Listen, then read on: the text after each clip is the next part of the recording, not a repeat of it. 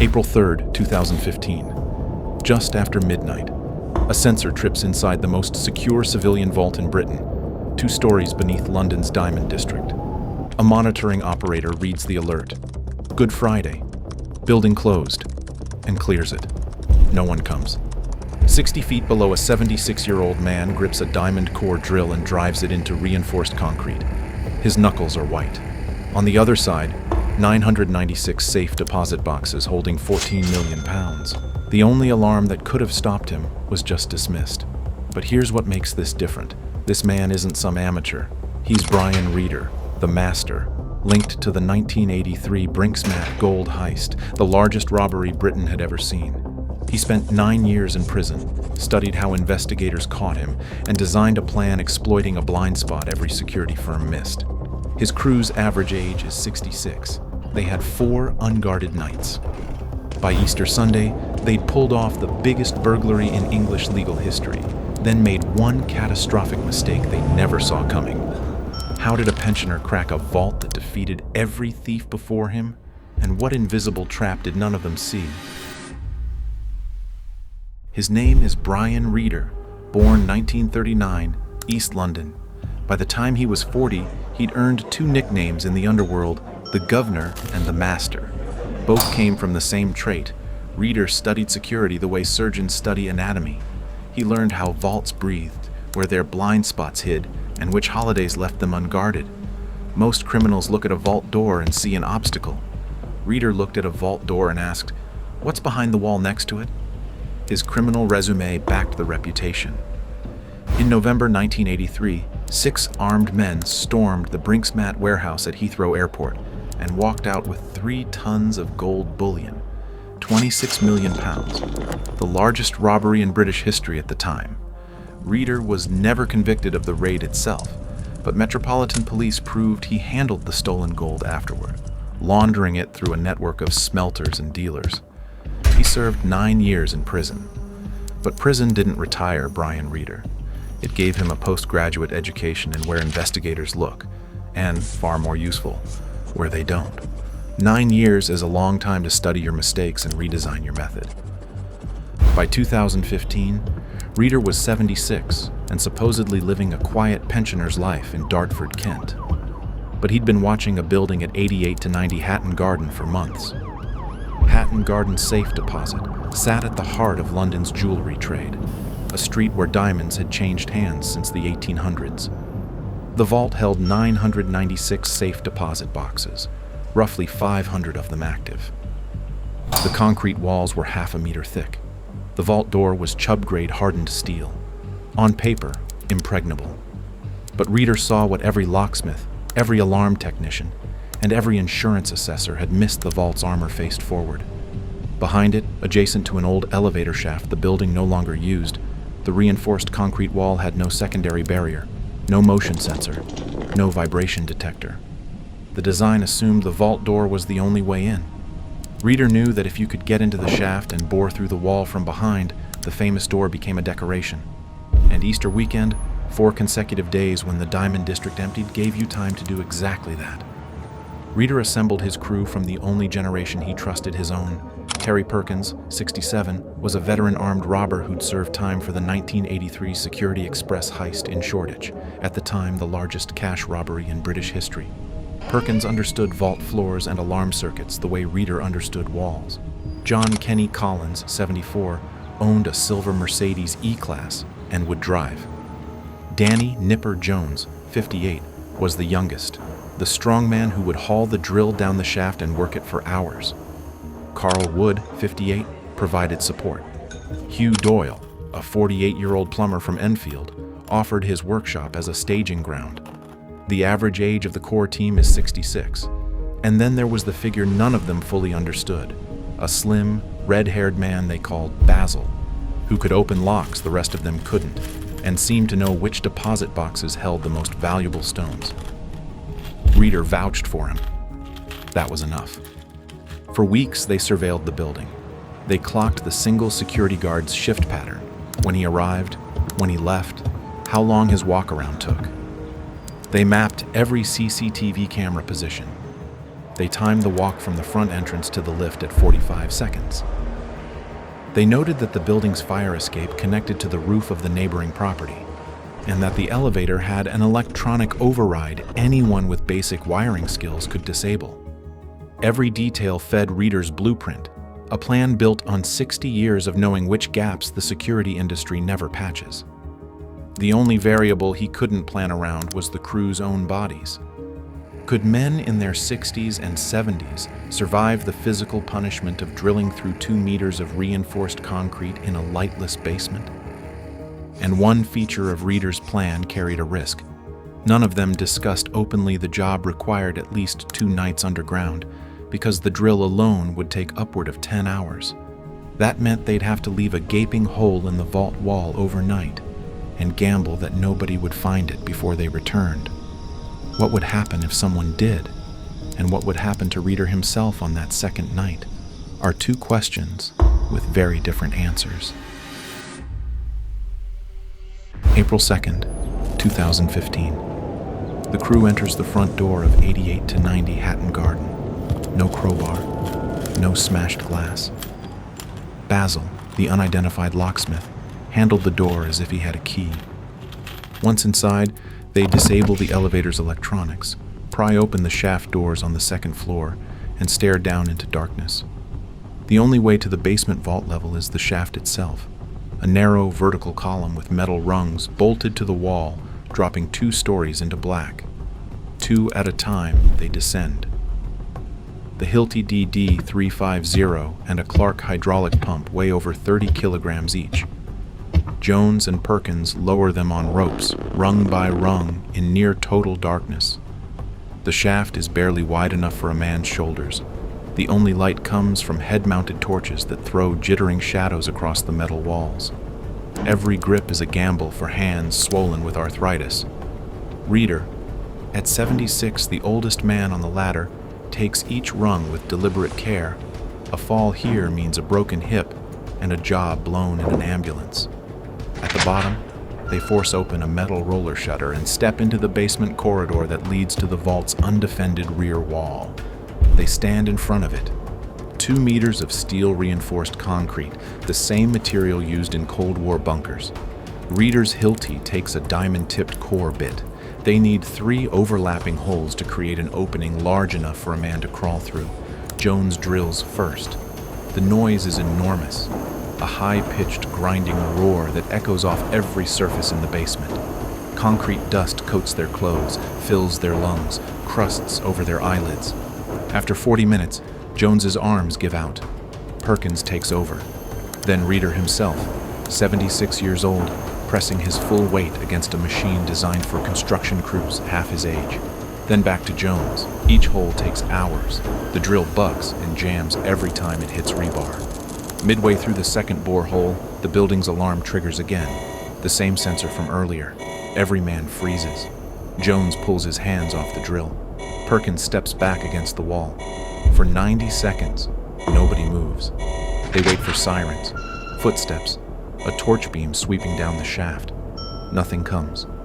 Upstairs, the street is empty. Hatton Garden on Good Friday is a ghost quarter, every shop shuttered, every office dark.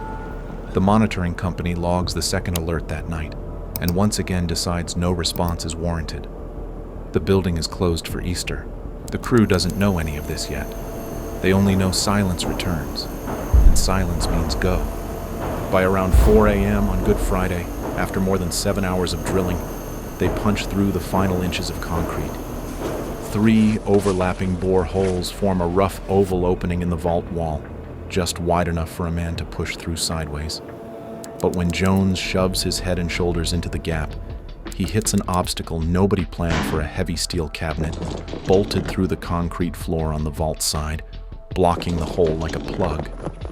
They can see the deposit boxes through the gap above the cabinet, glinting metal edges, padlocked fronts, but they cannot reach them.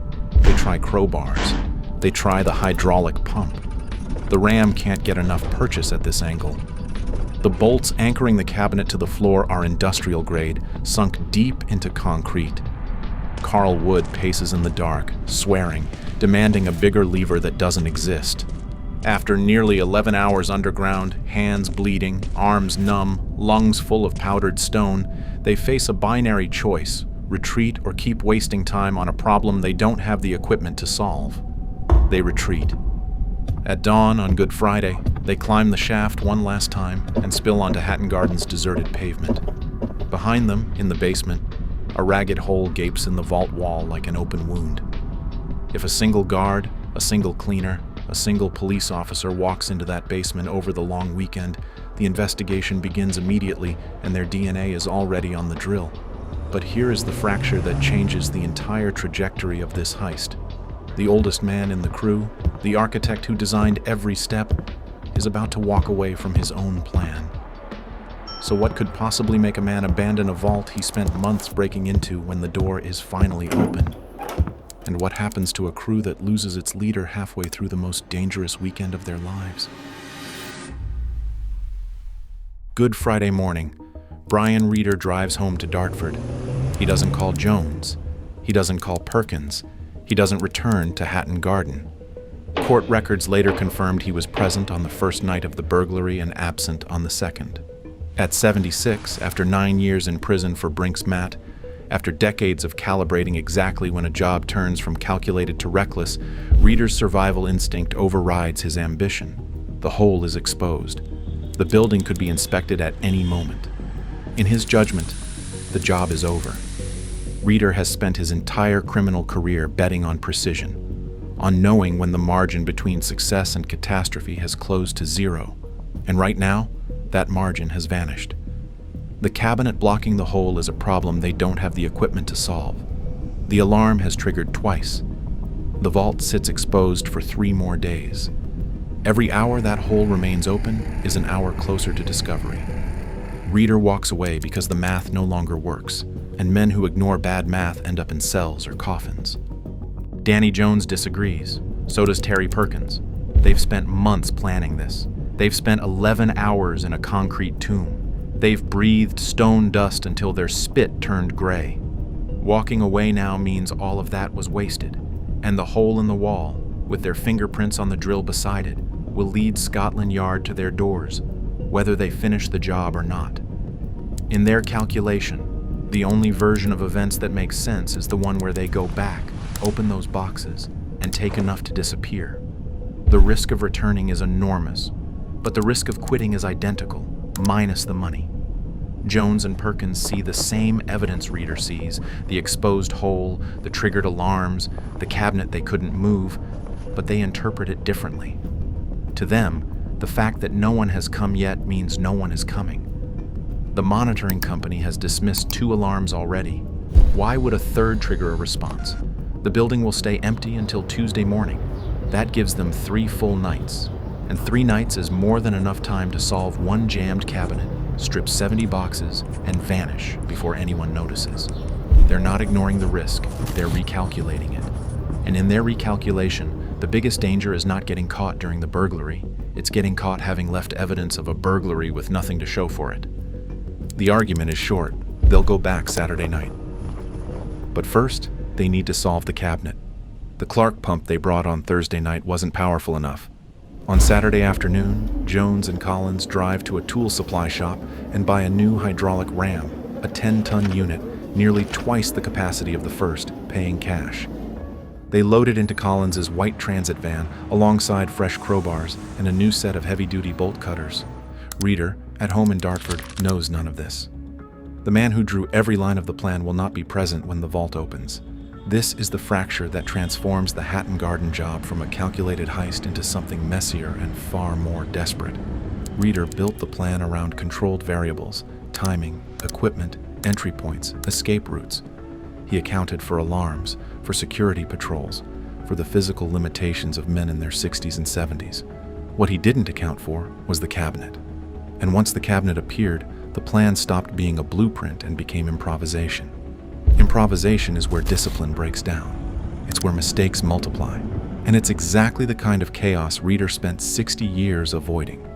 But Jones and Perkins are already committed. They've crossed the line from preparation into execution, and there's no reverse gear. The only way out is through. Perkins, secretly recorded by police in a London pub weeks later, called Reader an old ponce who bottled it. Perhaps. But Reader understood something the rest of his crew refused to accept. Something about the world outside the vault that drilling through concrete couldn't fix. If this story is giving you something, a like and subscribe helps push it to more people, and it lets me keep making these. Whether that understanding saves him or destroys him depends on what happens next. Did the whole survive the weekend? And can a crew of pensioners without their mastermind pull off the second half of a job that nearly killed them the first time? Saturday, April 4th, 11 p.m. Jones, Perkins, Collins, and Basil re-enter 88 to 90 Hatton Garden. Same front door, same disabled elevator, same dark shaft. They carry the new 10-ton ram and fresh pry bars down the rungs. Every step hurts worse than Thursday. Muscles that had 48 hours to stiffen now lock and cramp on every rung, but the hole is still there. No police tape, no forensic markers. The monitoring company never sent anyone, not once in 4 days. For men who spent decades assuming every alarm meant sirens within minutes, the silence is disorienting.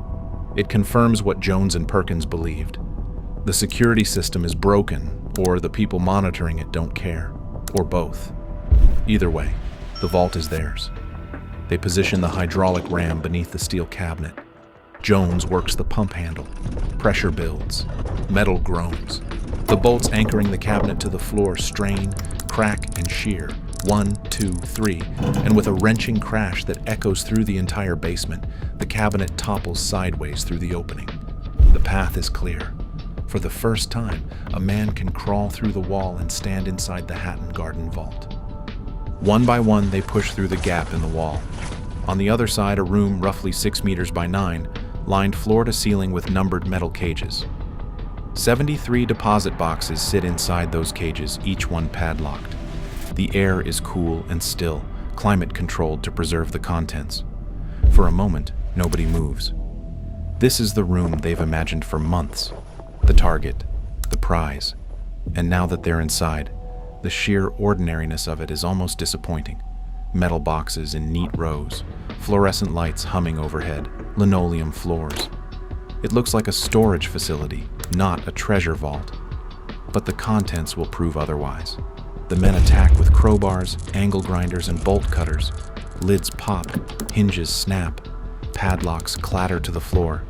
Inside the boxes, loose diamonds wrapped in tissue paper, gold chains coiled in velvet pouches, Krugerrands stacked in plastic tubes, emerald rings, bundles of 50-pound notes, sapphire brooches, antique pocket watches, pearl necklaces, and family heirlooms deposited decades earlier by jewelers who believed this room was untouchable. The men stuff the valuables into black bin bags and wheelie bins, then roll them back through the hole, down the corridor, and up the shaft using a rope and pulley system Jones rigged on Thursday night. Basil works separately, moving through the vault with a focus the others lack, bypassing boxes of cash to pocket specific loose gemstones with a precision that suggested advanced knowledge of which boxes held the highest value stones. The others grab everything Basil chooses. By 6 a.m., Easter Sunday, the crew emerges onto Hatton Garden carrying bins loaded with loot. They load Collins's Mercedes in the white transit van. They drive through empty London streets, no checkpoints, no patrol cars, no helicopters.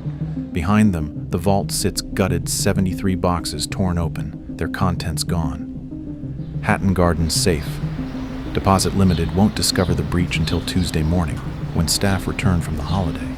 The press initially reported losses of £300 million, a wild exaggeration driven by box holders inflating insurance claims.